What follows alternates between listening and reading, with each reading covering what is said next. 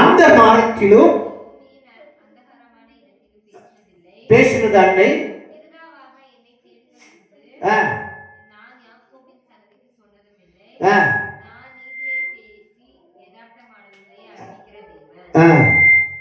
ஆமென்.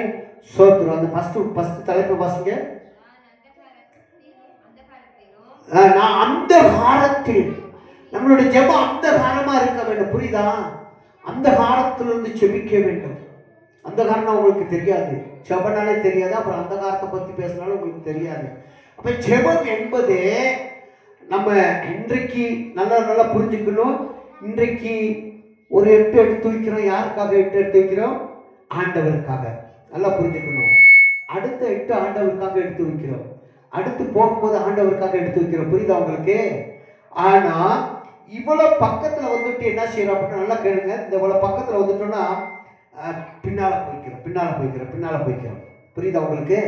திரும்ப என்ன செய்வாருன்னு ஆண்டவர் ஒரு ஸ்டெப் எடுத்து வைக்கும் போது அடுத்த ஸ்டெப் எடுத்து வைக்க முடியாது நம்மளால. புரியுதா? அடுத்த ஸ்டெப் எடுத்து வைக்க முடியாது. அப்ப ஆண்டவருக்காக மாத்திரம் நின்றா தொடர்ந்து ஒரு ஸ்டெப், 2 ஸ்டெப், 3 ஸ்டெப், 4 ஸ்டெப் அப்படி போய் தொடரக்கூடிய வாய்ப்புகள் உண்டு.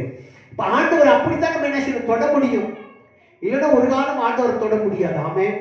ஆண்டவரை தொடாத வாழ்க்கையும் ஆண்டவர் பிரியமில்லாத நம்மளுடைய வாழ்க்கை பயணமும் தேவனுக்கு பிரியப்படாது. ஆமே.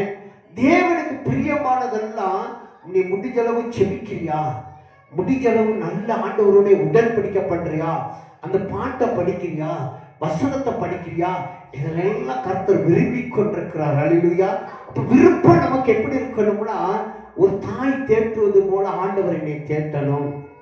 நிறைய பேர் ஆண்டவர் சொல்றாரு, உன்னை எல்லாத்துலயும் உன்னை உள்ளங்கையில வரிந்து வைத்திருக்கேன். புரியுதா உங்களுக்கு? ஆண்டவர் நம்மளோட உள்ளங்கையில வரிந்து வைத்திருக்கிறார். நீ நம்ம ஒவ்வொரு நாளும் என்ன பண்றோம், என்னென்ன தப்பு பண்றோம், என்னென்ன பொய் பேசுறோம், என்னென்ன காரியத்துக்கு போறன்றதை அவர் பார்த்துக்கிட்டே இருப்பாரு. நீங்க அவருக்கு சொல்ல வேண்டாம். நீங்க அடுத்தவங்களுக்கு சொல்லணும்னு அவசியமும் இல்லை. நான் இன்னைக்கு இங்க போனேன், நான் இதை பார்த்தேன் அதை பார்த்தேன்னு சொல்லணும்னு அவசியமே இல்லை. ஆனா தேவன் பார்த்து கொண்டிருப்பார். இன்னைக்கு ஞாயிற்றுக்கிழமை நம்ம ஆராதிக்கிற நாளையில